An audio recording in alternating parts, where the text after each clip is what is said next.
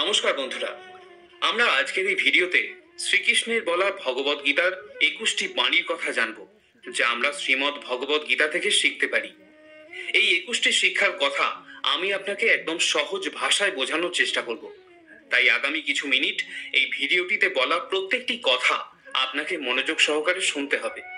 তাহলে চলুন সময় নষ্ট না করে এগোনো যাক পৃথিবীর সেই মহাজ্ঞানের ভাণ্ডারের দিকে, যা শুধুমাত্র এই দুনিয়ারই নয়, সমগ্র সৃষ্টির সব থেকে জ্ঞানী ব্যক্তি ভগবান শ্রীকৃষ্ণ কর্তৃক দেওয়া হয়েছিল। আর এই কথাগুলি খুবই সহজে অনুধাবন করে এবং মেনে চললে যে কোনো ব্যক্তি সেই সবকিছুই পেতে পারে যা সে মনে মনে চায়। যদি কেউ আনন্দে থাকতে চায় বা সফল হতে চায় বা নিজের জীবনকে সুন্দরভাবে নির্বাহ করতে চায়, শ্রীমদ্ ভগবদ গীতার থেকে বড় শিক্ষা আর কোনো কিছুই হতে পারে না। তাহলে চলুন শুরু করা যাক। আমি চেষ্টা করব যেমন করেই হোক যতটা সহজভাবে সম্ভব ভগবদ গীতার এই শিক্ষাগুলি আপনাদের সামনে যাতে উপস্থাপন করতে পারি। প্রথম শিক্ষা, এই পৃথিবীতে যে কোনো জিনিস, সেটা ভালো হোক বা খারাপ, সেটা কোনো কারণ ছাড়া ঘটতে পারে না। অনেকদিন আগের কথা, এক গ্রামে এক দরিদ্র মহিলা বাস করতেন। তার যখন সন্তান হলো, সে সম্পূর্ণ সুস্থ ও স্বাভাবিক ছিল, কিন্তু এক দুর্ঘটনায় সেই বাচ্চাটির একটি আঙুল কেটে বাদ পড়ে। তার মা অর্থাৎ সেই মহিলা অত্যন্ত দুঃখ পেলেন যে তার সন্তানের সাথেই এমনটা হতে হলো, আর এই কারণের জন্য তিনি ভগবানকে সবসময় দোষ দিতেন এবং বলতেন, জানি না ভগবানের সাথে আমার কিসের শত্রুতা যে তাকে আমার ছেলের হাতের আঙুল কেটে নিতে হলো। এভাবেই দিন কেটে যাচ্ছিল। একদিন সেই গ্রামে এক মায়াবী রাক্ষস এলো। সেই রাক্ষস নিজের শক্তির বৃদ্ধির জন্য ছোট ছোট বাচ্চাদের বলির জন্য উৎসর্গ করতে চেয়েছিল। সেই গ্রামের ছোট শিশুদের অপহরণ করে সে বলি দেওয়ার জন্য তৈরি হলো। যখনই সে ওই মহিলাটির বাচ্চাকে বলি দিতে উদ্যত হলো, তখনই তার মনে পড়ে গেল তার গুরুর বলে দেওয়া একটি শর্তের কথা। তার গুরু বলেছিলেন, যে শিশুকেই তুমি বলি দাও না কেন, তার শরীর যেন সম্পূর্ণ নিখুঁত হয়। তাই বাধ্য হয়ে সেই বাচ্চাটিকে রাক্ষস মুক্তি দিল। তাই দেখা যাচ্ছে আপাত দৃষ্টিতে বাচ্চাটির আঙুল কেটে যাওয়া খুব খারাপ হলেও সেটি কিন্তু তার প্রাণ রক্ষা করলো। অর্থাৎ আমাদের প্রথম শিক্ষা যেটা আমরা বুঝলাম, পৃথিবীতে যা কিছুই ঘটে থাক, সেটা আপাত দৃষ্টিতে ভালো হোক বা খারাপ, তা কখনোই কোনো কারণ ব্যতীত হয় না। ভগবদ গীতার দ্বিতীয় শিক্ষা, কোনো পরিস্থিতিতেই আপনি কর্ম করা থেকে আর সেই কর্মের ফল ভোগ করা থেকে রেহাই পাবেন না। এটা সম্ভবই নয় যে মানুষ এক মুহূর্তের জন্য কর্ম না করে থাকতে পারে। এটা সম্ভবই নয় যে এই সৃষ্টির একটি ক্ষুদ্র কণাও এক মুহূর্তের জন্য কর্ম না করে থাকতে পারে, কারণ কর্মই হলো আমাদের জীবনের অভিন্ন অংশ। এমনকি যখন আমরা ঘুমিয়েও থাকি, তখন আমাদের মস্তিষ্ক কিন্তু সজাগ থাকে। আমরা স্বপ্ন দেখি, নিঃশ্বাস গ্রহণ করি, আমাদের শরীরের মধ্যে থাকা কোটি কোটি কণা তাদের কর্ম কিন্তু করতেই থাকে। আমরা কর্ম করা থেকে অব্যাহতি পাবো না, কিন্তু পরমেশ্বর এটাও বলছেন, আমাদের কোনো কর্মের বন্ধনে আবদ্ধ থাকা উচিত নয়। আমি জানি আমার কথায় আপনি ধন্দে পড়ে গেলেন, বিভ্রান্ত হলেন। আচ্ছা, সহজ করে বলি শুনুন। একদিকে যেমন আমরা কর্ম না করে থাকতে পারবো না, অন্যদিকে কর্মের বন্ধনে আটকে থাকাও অনুচিত। বলার অর্থ হলো এই যে আমরা যা কিছুই করব এটা জেনেই করব যে এই কাজ আমি করছি না, বরং আমাকে দিয়ে কাজ করাচ্ছেন তিনি, যাকে আমরা পরমেশ্বর বলি। আমি তো নিমিত্ত মাত্র, আমি কাজটা করছি না, বরং আমাকে দিয়ে কাজটা করানো হচ্ছে।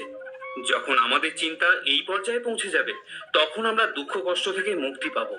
আমাদের কখনো আফসোস হবে না, আমাদের কখনো অহংকার হবে না। তাই ভগবদ গীতার দ্বিতীয় শিক্ষা হলো এই যে আমরা কর্ম নিশ্চয়ই করব, কিন্তু এটা জেনেই করব যে সেই কাজ আমাকে দিয়ে ঈশ্বর করাচ্ছেন। এভাবেই কিন্তু আমরা কর্মের বন্ধন থেকে মুক্তি পেতে পারি। ভগবদ গীতার এবং এই ভিডিওর তৃতীয় শিক্ষা হলো, অন্যের তোষামোদ করে আনন্দে থাকার থেকে স্বাধীন হয়ে থেকে নিজের দুঃখ কষ্টের বিরুদ্ধে রুখে দাঁড়ানো উচিত। যতই আপনার জীবনে কষ্ট থাকুক, যদি আপনি স্বাধীন চেতা হন, কারোর উপর নির্ভরশীল না হয়ে থাকেন, তবেই আপনি একজন প্রকৃত মানুষ। শ্রীমদ্ ভগবদ গীতায় পরাধীনতাকে মৃত্যুর থেকেও ভয়ঙ্কর বলা হয়েছে। মানুষ এখন কত কিছুর কাছেই পরাধীন। সে তার চিন্তা এবং বিচারধারার কাছে পরাধীন। মানুষ তার অভ্যাসের কাছে পরাধীন। এমনকি বর্তমান সময়ে একজন ব্যক্তি তার স্মার্টফোনের কাছেও পরাধীন। কোথাও কাজ করলে সে তার মালিকের কাছে পরাধীন। এখন অন্যের কাজে সাহায্য করা আর অন্যের অধীনে কাজ করার মাঝে একটা সূক্ষ্ম রেখা রয়েছে, আর আপনি যদি সেই রেখার ওই পারে সামান্য চলে যান না, তখনই আপনি কারো না কারোর দাস হয়ে যাবেন, গোলাম হয়ে যাবেন। আর এই রেখাটির নাম হলো আত্মসম্মান বোধ।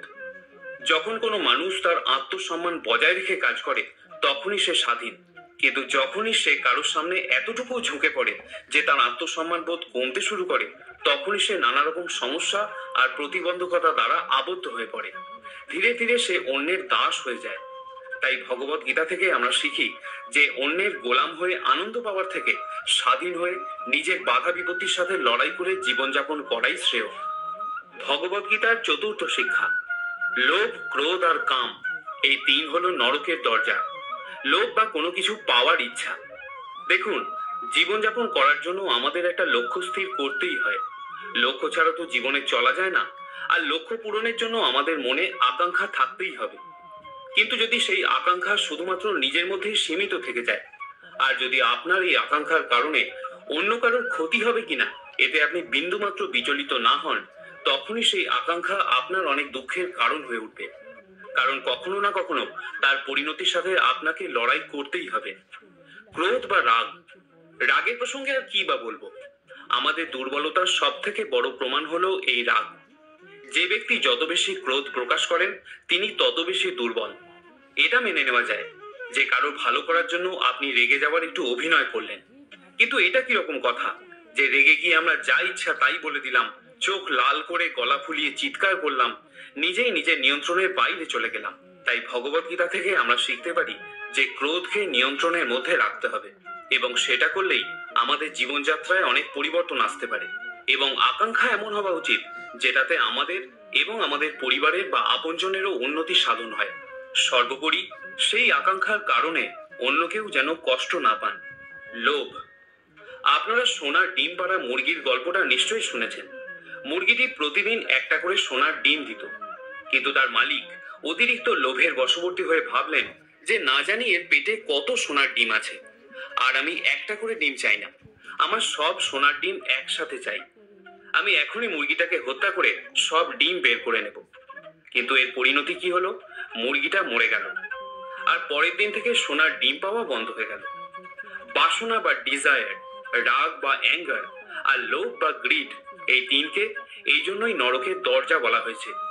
আর আমি এখানে মৃত্যুর পরে নরকের কথা বলছি না। নরকের সমান জীবনযাপন করা মৃত্যুর পরে নরকের থেকেও ভয়াবহ। পঞ্চম শিক্ষা, মানুষ যখন ভূমিষ্ঠ হয় তখন সে কিছুই নিয়ে আসে না, আর যখন সে মারা যায় তখনও সে কিছু নিয়ে যেতেও পারে না। এই জীবনে আপনি যা কিছু জন্মগ্রহণ করার পর লাভ করেছেন তা আপনার আসার আগে অন্য কারো ছিল, আর আপনি যখন সব ছেড়ে চির বিদায় নেবেন তখন সেই সব কিছুই অন্য কারো হয়ে যাবে। যে টাকা পয়সা আপনার আজ আছে, যে খ্যাতি, যে ক্ষমতা আপনার আছে, তা একদিন অন্য কারোর কাছে ছিল। আজ হয়তো আপনি সেগুলির দাবি করতেই পারেন, কিন্তু একদিন আসবে যেদিন অন্য কেউ এসে আপনার লভ্য বস্তুর দাবি জানাবে, আপনার থেকে ছিনিয়ে নেবে। এটাই সৃষ্টির নিয়ম। ভগবত গীতার এটাই বড় শিক্ষা, যেটা সমস্ত পৃথিবীর মানুষকে বুঝতেই হবে। আচ্ছা, পরিবর্তনই যদি সংসারের নিয়ম হয়, তাহলে কিছু কি এরকম নেই যা অপরিবর্তনীয়, যা কখনো পরিবর্তন হবে না, যা আপনার সঙ্গে মৃত্যুর পরেও থাকবে? হ্যাঁ, আছে। আর সেটা হলো মনুষ্যত্ব। সব থেকে প্রথমে আমাদের ভালো মানুষ হতে হবে। আমরা সবাই পরমাত্মার অংশ, আর আমাদের আত্মা সেই পরমেশ্বরের সাথেই জুড়ে আছে। আমাদের আত্মা কখনো খারাপ হতে পারে না, কিন্তু আমরা শরীরের সুখের জন্য প্রায়শই খারাপ কাজ বা ভুল কাজ করে বসি, আর তার পরিণতিও খারাপই হয়ে থাকে। যে যাই হোক, আজ আমাদের কাছে যা কিছুই থাক, সেটা প্রেম হোক, সম্পর্ক হোক, প্রতিপত্তি হোক বা ধন সম্পত্তি হোক, একদিন আমাদের থেকে অবশ্যই দূরে চলে যাবে। এটাই সৃষ্টিকর্তার নিয়ম যে গতকাল যা অন্য কারো ছিল আজ তা আপনার কাছে আছে, কিন্তু আগামীকাল তা অন্য কারো হয়ে যাবে। এই ভিডিওর ষষ্ঠ শিক্ষা হলো, আপনি জীবনে যা কিছুই হয়ে থাকেন না কেন, সেটা শুধুমাত্র আপনার মনের বিচার বা ভাবনা চিন্তার জন্যই হয়েছেন। কোনো ব্যক্তি মনের দিক থেকে কতটা উন্নত বা অবনত সেটা শুধুমাত্র তার চিন্তা ভাবনা বা সেলফ বিলিফের উপর নির্ভর করে। একজন ভিখারিও যদি কোটিপতি হতে চায় না, যদি সে মন থেকে ধনী হতে চায়, এই দুনিয়ার কোনো শক্তি তাকে সেটা হওয়ার থেকে বাধা দিতে পারবে না। আর যদি কোনো ধনী লোক কোটিপতি নিজেকে নিঃস্ব করতে চায়, সেটাও খুব সহজ। যদি কোনো ক্রিকেটার বা ডাক্তার বা ব্যবসায়ী অন্যদের থেকে এগিয়ে থাকে, অন্যদের থেকে অনেক বেশি যোগ্যতা রাখে, সেটাও শুধুমাত্র তার নিজের বিচার বা আত্মবিশ্বাসের জন্যই পারে। যদি কোনো খেলোয়াড় গোল্ড মেডেল নিয়ে আসে, সেটা তার পাওয়ারফুল থিঙ্কিং প্রসেসের জন্যই পারে। কোনো একটা কাজকে বাস্তবে শেষ করতে অনেক দিন লাগতে পারে, 5 বছর লাগতে পারে, 10 বছর লাগতে পারে, এমনকি সারা জীবনটাই লেগে যেতে পারে। কিন্তু এতগুলো বছরেও যদি আপনার পথ থেকে আপনি বিভ্রান্ত না হন, যদি পথভ্রষ্ট না হন, যদি লক্ষ্য স্থির রেখে এগিয়ে যেতে পারেন, তাহলে সেটা শুধুমাত্র আপনার আত্মবিশ্বাসের জন্যই। যদি আপনি মনে মনে কোনো লক্ষ্যকে জয় করে ফেলেন, তাহলে তাকে বাস্তবে জয় করা একটা উপলক্ষ্য মাত্র হয়ে যায়। ভগবত গীতা থেকে শেখা যায়, এবং এই ভিডিওর সপ্তম শিক্ষাটি হলো, এই পৃথিবীর সব থেকে শান্ত ব্যক্তি হলো সে যার আত্মা এবং বুদ্ধি একই দিকে কাজ করে, যার মস্তিষ্ক এবং মন একসাথে কাজ করে। শুনতে একটু অবাক লাগে, একজন মানুষ কখনো সুখী হতে পারে না যার ভাবনা চিন্তায় অনেক প্রত্যাশা থাকে, আর যখন এই প্রত্যাশাগুলো পূরণ হয় না, তখন তার মনে ক্রোধের জন্ম হয়। সে এটা ভেবে অল্পেতেই রেগে যায় যে আমার এই আশা কেন পূরণ হলো না। যদি আপনি নিজের মনকে নিয়ন্ত্রণ করে সেটা করতে পারেন যেটা আপনি করতে চান, আর যেটার উদ্দেশ্য সৎ এবং আপনাকে শান্তি দেয়, আর যেটা আপনার করা উচিত, তাহলে আপনাকে সর্বদাই আনন্দে থাকা থেকে কেউ আটকাতে পারবে না। আমাদের মনের অশান্তির সব থেকে বড় কারণ, আমরা আমাদের আনন্দগুলোকে অনেক বেশি ইচ্ছা, অনেক বেশি প্রত্যাশার সাথে হৃদয়ের একটা ছোট্ট কোণে বেঁধে রেখে দিই। কিন্তু আনন্দ বা হ্যাপিনেস আসলে কি? It is a state of mind. এটা মনের একটা অবস্থা। তাই তো বলা হয়, যা আপনার মনে হয় সেটাই করুন। যদি আপনার মনে হয় আমি খোলা আকাশে পাখির মতো উড়ে বেড়াবো, তাহলে তাই করুন। নিজের বিচার, নিজের সিদ্ধান্ত, নিজের মস্তিষ্ক এবং হৃদয়কে সরল রেখায় রেখে জীবনে এগিয়ে চলুন। অষ্টম শিক্ষা, কোনো কাজ ভালো না খারাপ সেটা নির্ভর করছে সেই কাজ করার পিছনে আপনার উদ্দেশ্য। এই কাজ আপনি কেন করতে চান? আপনি কি এই জন্য কাজটা করছেন যাতে করে আপনার কোনো স্বার্থ চরিতার্থ হয়, নাকি আপনি এই জন্য সেই কাজ করছেন যে সেই কাজে কারোর মঙ্গল হবে? যদি সেই কাজের পরিণাম ভালো হয়, সেই কাজটি ভালো না খারাপ তা নির্ভর করবে কাজটির উদ্দেশ্য ভালো ছিল না খারাপ। যদি আপনার কর্মের পরিণাম খারাপও হয়, আপনি মনোমতো সাফল্য নাও পান, যদি আপনার উদ্দেশ্য সঠিক থাকে, তাহলে সেটা ভালো কর্ম।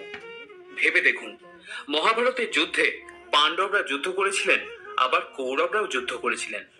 পাণ্ডবরা ধর্মের জন্য যুদ্ধ করেছিলেন, আর কৌরবরা অধর্মের জন্য। দুজনই একই যুদ্ধের ময়দানে লড়েছিলেন এবং তাদের সম্পূর্ণ শক্তিকে একে অন্যের বিরুদ্ধে প্রয়োগও করেছিলেন। কাজ এক হলেও, পরিশ্রম এক হলেও কৌরবরা পরাজিত হলো, কিন্তু পাণ্ডবরা জিতে গেল। এর কারণ কি? কারণ হলো উদ্দেশ্য, ইন্টেনশন। এই ভিডিওর এবং ভগবত গীতার নবম শিক্ষা হলো, সত্য এবং সৎ গুণকে না তো কখনো হারানো যায়, না তো কখনো লুকানো যায়। সেই জন্যই সত্য কথা বলতে এবং ভালো উদ্দেশ্য নিয়ে কাজ করতে কখনো পিছপা হবেন না।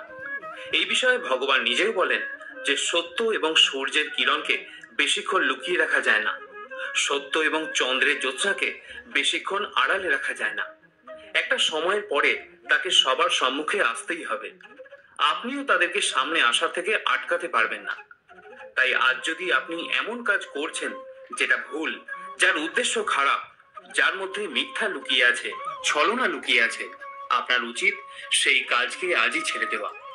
কারণ কোনো না কোনো দিন আপনার এই মিথ্যার মুখোশ ঠিকই খসে পড়বে। আমরা প্রতিদিনের জীবনে অনেক মিথ্যা কথা বলে থাকি। কখনো অন্যের দোষারোপ থেকে নিজেকে বাঁচানোর জন্য মিথ্যা বলি, তো কখনো নিজের স্বার্থের জন্য, লাভের জন্য মিথ্যা কথা বলতে হয়। শ্রীমদ্ ভগবত গীতায় এটাও বলা হয়েছে যে যদি আপনাকে এরকম কোনো সত্য কথা বলতে হয় যাতে একজন বিপন্ন ব্যক্তি আরো বিপদগ্রস্ত হয়ে পড়েন, তাহলে এরকম সত্য কথা কখনোই ভালো হয় না। কিন্তু যদি আপনাকে কোনো পরিস্থিতিতে এইরকম মিথ্যা কথা বলতে হয় যাতে কারো ভালো হয় কিন্তু অন্য কারোর ক্ষতি না করে, তাহলে এইরকম মিথ্যা কথা বলা খারাপও হয় না। কারোর সাথে যেন কোনো অন্যায় না হয়, কারোর সাথে যেন কোনো খারাপ না হয়। এই সত্যের মিথ্যা বা মিথ্যার সত্যকে পুঙ্খানুপুঙ্খভাবে বোঝা দরকার, আর সেটা আপনি করবেন আপনার হৃদয় দিয়ে, আপনার বিবেক দিয়ে। যে কোনো পরিস্থিতিতে আপনাকে কি বলতে হবে আর কি করতে হবে। 10 নম্বর শিক্ষা, যদি আপনি জীবনে কিছু পেতে চান, তাহলে আপনাকে তা পাওয়ার জন্য লড়াই করতে হবে। আর যদি আপনি পরিশ্রম করতে নাও চান, তাহলে সেই জিনিস লাভ করতে না পারলেও যেন আপনার মনে দুঃখ না হয় এটা ভেবে যে আমি সেই সব কিছু পাইনি যা আমি পেতে চেয়েছিলাম। You must accept the result of your karma. যদি আপনি আপনার কর্মের ভালো ফল প্রত্যাশা করেন, অথবা আপনি জীবনে সত্যি কিছু লক্ষ্যকে পাওয়া খুব জরুরি বলে মনে করেন, তাহলে এটা দেখবেন না যে পরিশ্রম করার সঠিক সময় কখন, বা এটা দেখবেন না যে আপনার খিদে পেয়েছে বা তেষ্টা পেয়েছে।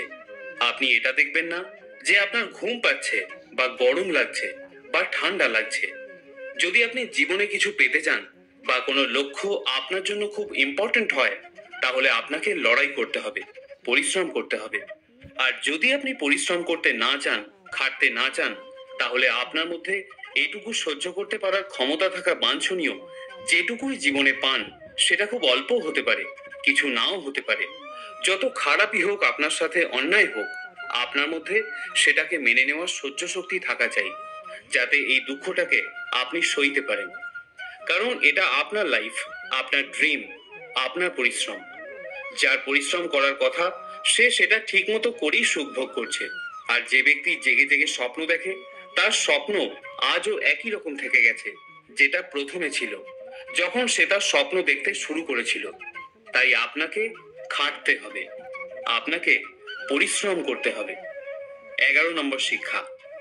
আপনার কাজ করার স্বাধীনতা তো আছেই, কিন্তু সেই কাজের পরিণামস্বরূপ আপনার হার বা জিতের মধ্যে নিজেকে বেঁধে রাখা উচিত নয়। এটা একমাত্র জিনিস যেটা মানুষ যদি বুঝে নেয়, তাহলে তার জীবনের 100% দুঃখ কষ্ট সেখানেই শেষ হয়ে যাবে। আর সে যে কোনো রকম বাধা বিপত্তিকে অগ্রাহ্য করে পরিশ্রম করতে পারবে, যে কোনো রকম বাধাকে ইগনোর করে নিজের কাজ করতে পারবে। আর এরকম কোনো লক্ষ্যই থাকবে না যেটা সে না পেতে পারে। এরকম কোনো বিদ্যা, এরকম কোনো লক্ষ্য, এরকম বস্তু বা এরকম কোনো আকাঙ্ক্ষাই থাকবে না যা সে আয়ত্ত করতে না পারে। আর সব থেকে বেশি ভালো কথা যেটা, আপনি যদি খুব বড় কিছু অ্যাচিভ করতে পারেন, আপনার মধ্যে কোনো অহংকার থাকবে না, আপনার মধ্যে কোনো অ্যারোগেন্স থাকবে না। আপনার দ্বারা করা কাজের উদ্দেশ্য যেন কখনো এমন না হয় যে আমি যদি এটা করে ফেলি তো এই ফল পাবো। অনেক সময় এরকম হয় যে আমরা পরিশ্রম তো করি, কিন্তু পরিশ্রমের থেকেও আমাদের মনের মধ্যে অনেক বেশি ডিজায়ার থাকে, কোনো জিনিস পাওয়ার লোভ অনেক বেশি থাকে। আর আমরা সব সময় এটা ভাবতে থাকি যে আমি তো খাটছি, পরিশ্রম করছি, তো আমি সাকসেস কেন পাবো না? আমার সাকসেস পাওয়া উচিত, আমি ডিজার্ভ করি, আমার পাওয়ার অধিকার আছে। আমাদের এক্সপেকটেশন এত হাই হয়ে যায় যতটা আমাদের পরিশ্রম হওয়া উচিত। কিন্তু আপনার কাজে যদি আপনি সফল নাও হন, তাহলে একটা কথা আপনার অবশ্যই মনে রাখা দরকার যে আপনি এই কাজে সফল না হলেও অন্য কেউ সেই কাজে নিশ্চয়ই সফলতা পেয়েছে। সে আপনার থেকে বেশি পরিশ্রম করেছে। আর সেই সাকসেস, সেই সফলতা যদি তার জায়গায় আপনি পেয়ে যেতেন, তাহলে কোনো না কোনো জায়গায় তার সাথে অন্যায় হতো। কারণ সে আপনার থেকে বেশি পরিশ্রম করেছিল, তার কর্ম আপনার থেকে অনেক বেশি সংগ্রামশীল ছিল। আর যেদিন আপনার কর্ম সবার থেকে বেশি হয়ে যাবে না, সেদিন সফলতাও আপনার সাথেই থাকবে, এতে কোনো সন্দেহ নেই। এজন্য ভগবত গীতায় অর্জুনকে ভগবান শ্রীকৃষ্ণ কর্মের ফলের কথা চিন্তা করতে সম্পূর্ণরূপে বারণ করেছিলেন। তিনি বলেছিলেন, কর্মণ্যেবাধিকারস্তে মা ফলেষু কদাচনা মা কর্মফল হেতুর ভূমা তেসঙ্গ হস্ত কর্মণি। হে অর্জুন, তুমি যুদ্ধে জেতো বা হারো, তোমাকে আমার কাছেই আসতে হবে। এরকম তো নয় যে যুদ্ধে জিতে গেলে তোমাকে অন্য কোথাও চলে যেতে হবে, বা এরকমও নয় যে যুদ্ধে হেরে গিয়ে তুমি অন্য কোথাও চলে যাবে। যেমন সব প্রথমে ছিল, পরেও তা একই থাকবে। সেজন্য তুমি ওঠো এবং যুদ্ধ করো, এবং যুদ্ধের ফলাফলের কথা চিন্তা না করে এটা ভাবো যে এই যুদ্ধ অর্জুন নয়, স্বয়ং আমি অর্থাৎ ভগবান শ্রীকৃষ্ণ করছেন। আর যাই পরিণাম হোক না কেন, অর্জুনের যুদ্ধ করার কথা ছিল, সে করেছে। শ্রীকৃষ্ণের কর্মের ফল দেওয়ার কথা ছিল, তিনি দিয়েছেন। শ্রীকৃষ্ণ বললেন, হে অর্জুন, তুমি তো নিমিত্ত মাত্র, তুমি তো একটা ছোট উপলক্ষ মাত্র, কিন্তু বাস্তবে সেই কাজ আমিই করছি। বন্ধুরা, আপনারা নিজের কাজে মনোনিবেশ করুন। কে আপনাকে ফেলিওর বললো না লুজার বললো সেদিকে ধ্যান দেবেন না। এই জীবন আপনার, সিদ্ধান্তও আপনার। ভগবত গীতার 12 নম্বর শিক্ষা। এই পৃথিবীতে আমরা সবাই নিজেদের ভালো করে গড়ে তোলার জন্য এসেছি, ভালো কিছু শেখার জন্য এসেছি। আর যে সেটা করছে সে প্রতিদিন অনবরত কষ্ট পেয়েই চলেছে। মানুষের মৃত্যু দুভাবে হয়ে থাকে।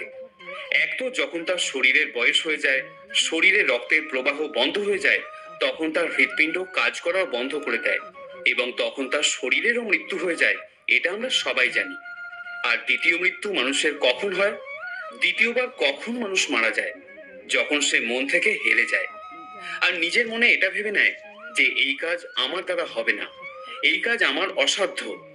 যখন মানুষ সমস্যার সামনে মাথা ঝুঁকিয়ে দেয় না, এটা অনেক বড় প্রবলেম, এই সমাধান আমার সামর্থ্যের বাইরে, তখন মানুষের আত্মবিশ্বাস মরে যায়। সেই মানুষ জীবন্ত মৃতদেহের মতো বেঁচে থাকে। শ্রীমদ্ ভগবদ গীতাতেও বলা হয়েছে যে আমাদের আত্মা প্রত্যেক জন্মে নিজেদের উন্নত করতে করতে নিজের যাত্রাপথে আগে এগোতে থাকে। এভাবেই যখন সে একটা লেভেলে পৌঁছে যায়, তখন তার পরমাত্মার সাথে মিলন ঘটে যায়। তারপর তারা শরীর ধারণের প্রয়োজন হয় না। আমাদের উৎপত্তি যেখান থেকে হয়েছে, অর্থাৎ সেই পরম পিতা, যাকে আমরা ভগবান বলে থাকি, আল্লাহ বলে থাকি, যা কিছুই বলে থাকি না কেন, ধর্ম আপনার আলাদা হতে পারে, কিন্তু এটা ভাবুন, আপনাকে যে তৈরি করেছে সে যদি এতটা মজবুত হতে পারে, তাহলে আপনি কমজোর কিভাবে হতে পারেন? সেই জন্য আমাদের কখনো মন থেকে হেরে যাওয়া উচিত নয়। শ্রীমদ্ ভগবদ গীতার এবং এই ভিডিওর 13 নম্বর শিক্ষা হলো, এই পৃথিবীতে মানসিক দিক থেকে শক্তিশালী হলেন তারাই যারা ক্ষমা করতে জানেন। একবার ভেবে দেখুন, এমন কোনো গুণ আছে যা ভগবানকে ভগবান বানায়? গীতায় শ্রীকৃষ্ণ বলেছেন যে কেউ যতই পাপী হোক না কেন, যদি সে খারাপ কাজ করা ছেড়ে দিয়ে ভালো কাজ করা শুরু করে দেয়, তাহলে তাকে তিনি আপন করে নেন। অর্থাৎ ভগবান পুরো সৃষ্টির জনক হলেও এতটাই ভালো মনের অধিকারী যে তার মনে সবার জন্য জায়গা আছে, তার কাছে সবাই সমান। মনে রাখবেন, কাউকে ক্ষমা করে দেওয়া মহান ব্যক্তিত্বের লক্ষণ। কারণ ক্ষমা সেই করতে পারে যে কোনো না কোনো দিক থেকে, কোনো না কোনো পয়েন্ট অফ ভিউ থেকে যাকে ক্ষমা করছে তার থেকে বড় মনের অধিকারী। সেটা হতে পারে তার থেকে বয়সে বড়, বা তার কর্মের জন্য বড়, বা হতে পারে সে ধন সম্পত্তি অর্জন করে বড় হয়েছে। কেউ ভুল করলে রেগে যাওয়া খুবই সহজ কাজ, যে কেউ করতে পারে, কিন্তু যে সাহসী সেই পারে সামনের জনকে ক্ষমা করে তাকে দ্বিতীয়বার একটা সুযোগ করে দিতে। 14 নম্বর শিক্ষা, এই দুনিয়ায় যখনই কোনো মহান ব্যক্তি কোনো কাজ করে, অন্য লোকেরাও তাকে অনুসরণ করে সেই কাজটাই করে। লক্ষ্য করে দেখবেন, কোনো নতুন সিনেমার কোনো হিরো যখন নতুন কোনো হেয়ার স্টাইল বা ডান্স স্টেপ নিয়ে আসে, তখন সবাই সেটাকে ফলো করে, ট্রেন্ডিং হয়ে যায়, তাই না? সবাই সেটাকেই কপি করে। আশ্চর্যের কথা দেখুন, এই বিষয়টাই শ্রীকৃষ্ণ মহাভারতেও বলেছিলেন কত হাজার বছর আগে। হে অর্জুন, যদি তুমি যুদ্ধ না করো, সবাই তোমাকে কটু কথা শোনাবে, তোমার বংশকে কুকথা শোনাবে, লোকে তোমাকে নিয়ে মজা করবে, বলবে দেখো অর্জুন কত ভীতু। কিন্তু যুদ্ধ করে যদি তুমি জিতে যাও, তাহলে আগামী প্রজন্মের জন্য তুমি একটা উদাহরণ হয়ে যাবে। তোমার উদাহরণ এটা হবে যে অধর্ম সবসময় ধর্মের কাছে পরাজিতই হয়। তুমি যদি সাহসিকতা দেখিয়ে সঠিক সিদ্ধান্ত নিয়ে যুদ্ধ করো, তোমার আগামী প্রজন্ম তোমাকেই অনুসরণ করবে এবং তোমার প্রশংসা করবে। ভগবান শ্রীকৃষ্ণের এই কথায় একটি গভীর অর্থ লুকিয়ে আছে, যে আপনি যদি জীবনের এমন কোনো লেভেল বা পজিশনে থাকেন যেখানে পৌঁছানো একজন সাধারণ লোকের পক্ষে সম্ভব নয়, তো আপনার হাই পজিশনে থেকে এই দুনিয়ার জন্য এমন একটা এক্সাম্পল সেট করতে হবে যেটা সবাইকে সঠিক দিশা দেখাবে, সবার জন্য মঙ্গলজনক হবে। 15 নম্বর শিক্ষা, আপনার জীবন তখনই পরিবর্তন হতে পারে যখন আপনি কি চিন্তা করছেন সেটার পরিবর্তন করবেন। যখন আপনি একটু অন্যরকম ভাবে চিন্তা করবেন, তখন আপনি সেই সব জিনিসকেই দেখবেন যা আজ আপনার কাছে রয়েছে। শুধুমাত্র আপনার নিজেকে অন্যরকম ভাবে দেখা এবং অন্যরকম ভাবনা চিন্তা করার অভ্যাসই পারে আপনাকে সবার থেকে আলাদা করতে, সবার মধ্যে একটা আলাদা আইডেন্টিটি দিতে। আমরা প্রত্যেকেই নিজেদের জীবনে অনেক কিছুই করতে চাই। আমরা স্বপ্ন দেখি যে আমাদের কাছে অনেক টাকা থাকবে। আমরা সবাই দেখি আমার কাছে একটা বড় সুন্দর গাড়ি থাকবে, এমন একটা বিজনেস থাকবে যেখানে অনেক প্রফিট থাকবে। এরকম ভাবনা চিন্তা করা খুবই ভালো। ভাবুন, প্রত্যেকের অধিকার আছে ভাবার। যদি আপনি ভালো কল্পনা করতে পারেন, উচ্চাকাঙ্ক্ষা রাখেন, সেটা একটা বড় প্রমাণ যে আপনি বেঁচে আছেন, আপনি আপনার মতো জীবন কাটাচ্ছেন। আপনার বড় বড় স্বপ্নের জন্য আপনার ভাবনা চিন্তা করার পদ্ধতিতেও পরিবর্তন আনতে হবে। আপনাকে সেই সব কিছু পেতে হবে যা আপনি পেতে পারেননি। আপনাকে এমন কিছু একটা করতে হবে যা আপনি এখনো করে উঠতে পারেননি। আর আপনার চিন্তা ভাবনা যদি আগের মতোই থাকে, যা আপনি এতদিন ভেবে এসেছেন, আর সেটাই করতে থাকেন যা আপনি এতদিন করে এসেছেন, তাহলে এবারেও আপনি সেটাই পাবেন যা এতদিন আপনি পেয়ে এসেছেন। পরিস্থিতিকে বুঝুন। কিছু অন্যরকম পেতে হলে কিছু অন্যরকম করতে হয়। আপনার চিন্তার ইউনিক দৃষ্টিভঙ্গি, পরিস্থিতিকে বিচার করার একটা ইউনিক দৃষ্টিভঙ্গি পারে আপনাকে একজন যথার্থ এবং ভাগ্যশালী মানুষ বানাতে। এই ভিডিওর এবং গীতার 16তম শিক্ষা হলো, আমাদের মনে হতে পারে যে মনকে নিজের নিয়ন্ত্রণে রাখা খুবই কঠিন, কিন্তু ভগবান শ্রীকৃষ্ণ বলেন যে পৃথিবীতে অসম্ভব বলে কিছুই হয় না। আমাদের বিচার, আমাদের মন, আমাদের ভাবনা চিন্তা আমরা নিজেদের বশে করতে পারি। শর্ত হলো একটাই, যে আমাদের সেটা করতে চাইতে হবে, আমাদের অভ্যাস করতে হবে। যখন শ্রীকৃষ্ণ অর্জুনকে বললেন, হে অর্জুন, তোমাকে নিজের মনকে নিয়ন্ত্রণে রেখে এখন শুধুমাত্র যুদ্ধ করার জন্যই মনোনিবেশ করতে হবে, তখন অর্জুন বললেন, হে কৃষ্ণ, আপনি বলে তো দিলেন যে এই মন সমস্ত দুঃখের কারণ, সমস্ত ব্যাধির কারণ, কিন্তু এটা তো অসম্ভব যে কোনো একজন মনুষ্য নিজের মনকে পুরোপুরি নিজের বশে করে ফেলবে। এরকম কি কোনো পদ্ধতি আছে, এমন কি করা যায় যাতে আমি নিজের মনকে নিয়ন্ত্রণে রাখতে পারি? উত্তরে ভগবান শ্রীকৃষ্ণ বলেন যে পৃথিবীতে এমন কোনো কাজ নেই যা মানুষ করতে না পারে। কখনো কি আমরা ভেবেছিলাম যে আমরা চাঁদে যেতে পারবো? অসম্ভব কিছুই হয় না। চেষ্টা করলে যে কোনো কঠিন কাজকে সহজ করা যায়। যদি কেউ পর্বতকেও জয় করতে চায় আর সেটা সে একবারে নাও পারে, তাহলেও তাকে প্রয়াস করে যেতে হবে। যদি আপনি বারবার ফেল হয়ে যান আর আপনাকে সেই কাজে সাকসেস পেতে হয়, তাহলে আপনার ফেল হবার সংখ্যা বাড়াতে হবে। একজন মহান ব্যক্তি বলেছিলেন, যার নাম আমার এই মুহূর্তে মনে পড়ছে না, যে যদি আপনাকে পাহাড়ে উঠতে হয়, তাহলে আপনাকে শুধু এটা দেখতে হবে যে আমাকে পাহাড়ে উঠতে হবে, কিন্তু আপনার এটা দেখলে হবে না যে আমি 10 বার প্র্যাকটিস করে উঠতে পারলাম নাকি 100 বারে। উঠতে হবে মানে উঠতেই হবে। আপনার প্র্যাকটিস, আপনার ডিটারমিনেশন যত বাড়বে, আপনার মনের অবিশ্বাসের পাহাড়টাকে ভেঙে আপনার পায়ের নিচে নামিয়ে দিতে পারবেন একমাত্র আপনি। শ্রীকৃষ্ণ বলেন, অভ্যাস আর প্রয়াস করলে সবকিছু সম্ভব। সেটা কোনো কঠিন কাজই হোক বা আপনার মনকে নিয়ন্ত্রণ করাই হোক। 17 নম্বর শিক্ষা, এই পৃথিবীতে যে কোনো জিনিস যেটা শুরু হয়েছে তা একদিন না একদিন শেষ হবেই। আর যখন কোনো জিনিসের পরিসমাপ্তি ঘটে, সেখান থেকে একটা নতুন জিনিস শুরুও হয়ে যায়। আর এই চক্র অনন্ত, কোটি কোটি বছর ধরে চলে। এটা এতদিন হয়ে এসেছে, পরেও এরকমই ঘটে চলবে। যতদিন এই সৃষ্টি থাকবে, ততদিন এই চক্র চলতেই থাকবে। This is never ending loop. আজ আপনি খুব আনন্দ পেলেন, কাল সেই আনন্দ একটু কমে যাবে, আর তারপরের দিন কোনো একটা কারণে আপনি দুঃখ পেতে শুরু করবেন। আবার তারপর নতুন করে আশার আলো দেখতে পাবেন। আপনার জীবনে পুনরায় আনন্দ ফিরে আসবে, আর আপনার অনুভূতি হবে যে আপনার ভালো সময় ফিরে আসছে। একটা সময় আসবে যখন আপনার আনন্দের অনুভূতি অনেক বেশি হয়ে যাবে, কিন্তু বন্ধু, আপনাকে সেখানে কিছুক্ষণই থাকতে হবে। পাহাড়ের টপ পজিশনে পৌঁছানোর পর সেখান থেকে শুধু নিচে নামার রাস্তাই চোখে পড়ে, আর আপনার সুখ আবার কমতে শুরু করে। এটাকেই বলা হয় নেভার এন্ডিং লুপ। দুনিয়ার যে কোনো জিনিস যা শুরু আছে তার শেষও আছে। সেটা আমাদের শরীরের ক্ষেত্রেও প্রযোজ্য। আর সেই সব জিনিস যা শেষ হয়ে গেছে, তা আবার কখনো না কখনো অবশ্যই আরম্ভ হবে, যেটা আমাদের আশা আকাঙ্ক্ষার ক্ষেত্রেও প্রযোজ্য। তাই সুখের মুহূর্তে বা দুঃখের মুহূর্তে জীবনে চলতে থাকতে হবে। এগুলো কোনোটাই চিরস্থায়ী নয়, কনস্ট্যান্ট নয়। তাই এর মধ্যে কখনো আটকে পড়বেন না। সবসময় শান্ত থাকার চেষ্টা করুন, সে যতই আনন্দ হোক বা যতই দুঃখ হোক। এই ভিডিওর এবং ভগবদ গীতার 19 নম্বর শিক্ষা, আমাদের শরীরের থেকেও বেশি ইম্পর্টেন্ট আমাদের ইন্দ্রিয়, ইন্দ্রিয়ের থেকেও বেশি ইম্পর্টেন্ট আমাদের মনের বিচার বা থিঙ্কিংস। আর আমাদের মনের বিচারের থেকেও যা ঊর্ধ্বে, তা হলো আমাদের আত্মা বা সোল। এই শিক্ষাটি একটু আধ্যাত্মিক মনে হয়, কিন্তু আমি আপনাকে এমন ভাবে বোঝানোর চেষ্টা করব যাতে আপনি বুঝতে পারেন আর নিজের জীবনে সেটাকে প্রয়োগও করতে পারেন।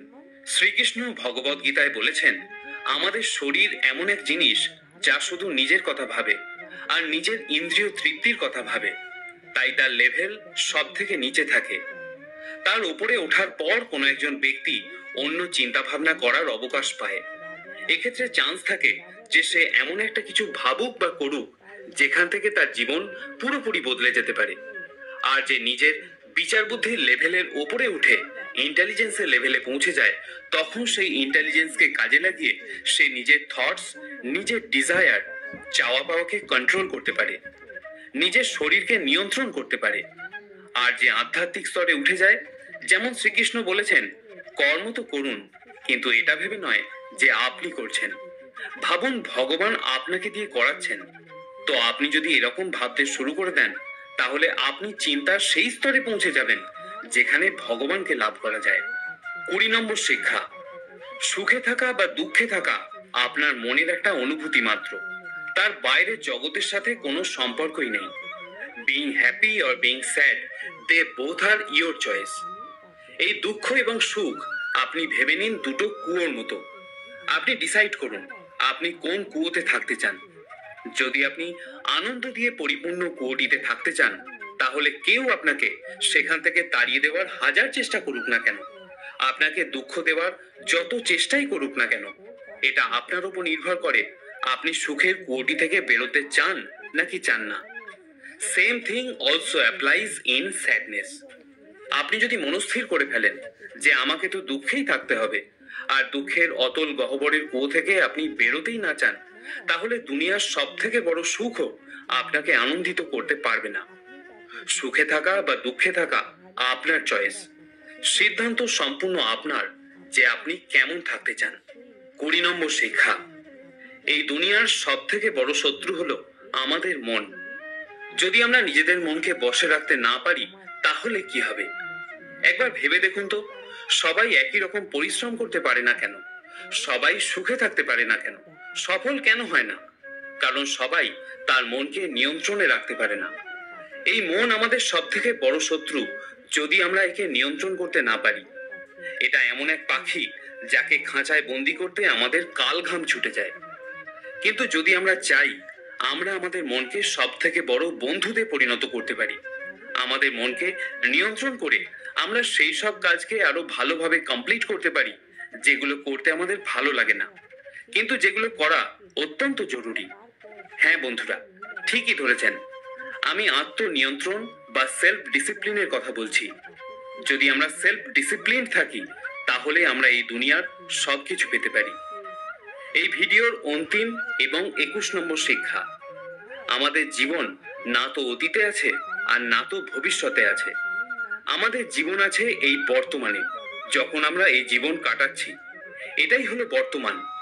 আপনি 2 দিন আগে যা করেছেন সেটাকে আপনি পরিবর্তন করতে পারবেন না। আবার 2 দিন পর কি হবে সেটাও তো আপনি জানেন না। আমরা অতীতের কথা মনে তো করতে পারি, অতীতের করা কোনো কর্মের ফলও ভোগ করি। ইভেন আজ আমরা যা করছি তার পরিণতিও একদিন ভবিষ্যতে আমাদের সামনে এসে দাঁড়াবে। তাই আমাদের উদ্দেশ্য এটা হওয়া উচিত যে বর্তমানে আমাদের কর্ম আমরা যেন খুব মন দিয়ে করি। আমাদের আজকের কর্ম বীজের মতো হয়, যা একদিন গাছ হবেই। কখনো একটু তাড়াতাড়ি, কখনো একটু দেরিতে হবে ঠিকই। এখন ডিপেন্ড করে সেই বীজটি কেমন, সেই হিসাবে কিন্তু সেই বীজের গাছ বড় নিশ্চয়ই হবে। কর্মই একজন মানুষকে ভালো বা মন্দ বানায়, মানুষের নাম নয়। তাই কর্ম আমাদের ভালো করতে হবে। শ্রোতা বন্ধুরা, আশা করছি এই ভিডিওটি আপনার ভালো লেগে থাকবে। আর আপনার জীবনকে উন্নত করতে এই ভিডিওটি যদি সামান্য কিছু অবদানও রেখে থাকে, তাতেই আমি ধন্য। ভিডিওটি ভালো লাগলে একটি লাইক অবশ্যই করবেন এবং আপনার আপনজনদের সাথেও এই ভিডিওটি শেয়ার করে নেবেন, যাতে তারাও ভগবদ গীতার এই সার কথা জেনে উপকৃত হতে পারে। সকলে ভালো থাকুন, সুস্থ থাকুন। জয় শ্রীকৃষ্ণ।